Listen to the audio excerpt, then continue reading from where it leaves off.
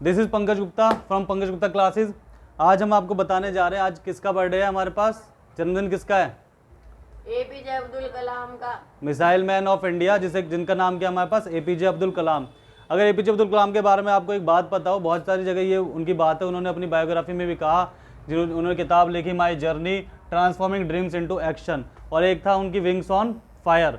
ठीक है, अगर उनकी किताब पढ़ोगे आप, जैसे आपने गांधी जी को पढ़ा या आपने लोहिया को पढ़ा या फिर आपने जेपी को पढ़ा, तो ऐसे अगर एपीजे अब्दुल कलाम को पढ़ोगे तो आपके पास बहुत सारी चीज़ें ऐसी निकल के आएंगी कि उनके लाइफ से आप सीख सकते हो कि रामेश्वरम की एक छोटी सी धरती से निकलकर, ठीक है, जो नाव में जाते थे, जो मंदिरों में बैठते थे, लड्डू खाते थे, या फिर उनके साथ कैसे भेदभाव होता था, तो उनके साथ देख के, उनकी चीज़ों को देख के आप ये पता लगा सकते हो कि कैसे उन्होंने न्यूज़पेपर बेचे।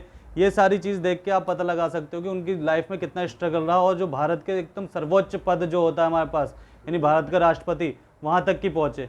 तो ये जीवन का क्या रहा, उनके स्ट्रगल रहा। अगर आप उनको पढ़ना चाहो तो पढ़ो। उनकी एक कहानी ये है कि जब वो, उनका ड्रीम था, उनका ड्रीम क्या था, जो उन्होंने क्या लिखा, ट्रांसफॉर्मिंग ड्रीम्स इनटू एक्शन। जब उन्होंने अपनी किताब लिखी तो उसमें एक बात लिखी उन्होंने कहा कि उनका एनडीए का एग्जाम था, वो क्या बनना चाहते थे, एयरफोर्स में पायलट बनना चाहते थे। आखिरी स्टेज रह गई थी, इंटरव्यू देने के लिए गए थे वो ऋषिकेश में। ठीक है, जब ऋषिकेश में पहुंचे तो वहाँ पे उनका रिजल्ट क्या हुआ, वो नेग्लेक्ट कर दिए गए, निकाल दिए गए।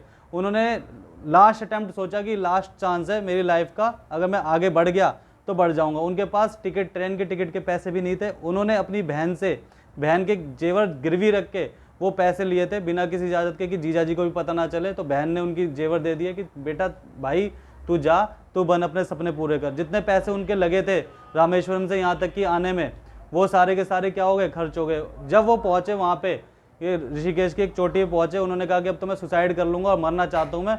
जब वो मरने पहुँचे तो पीछे से एक हमारे ऋषि मुनि वहाँ पे बैठ के तपस्या कर रहे थे, उनकी एक कुटिया कह लो या फिर आश्रम कह लो, वहाँ पे थे। उन्होंने कहा बेटा निराश क्यों बैठे हो। जब उन्होंने पूछा कि निराश क्यों बैठे हो, तो उनके पास आया कि आपके पास मेरे प्रश्नों का उत्तर है।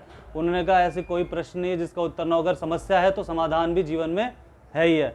तो जब उन्होंने अपनी समस्या बताई कि मेरे साथ ऐसी ऐसी बात हो गई, मैं अपनी बहन के जेवर गिरवी रख के यहाँ पे एयरफोर्स में पायलट बनने आया था, लेकिन मुझे भगवान ने मुझे दिया नहीं, तो अब मैं जा रहा हूँ मरने के लिए, जब मैं मर जाऊँगा तो ही संतुष्टि प्राप्त होगी।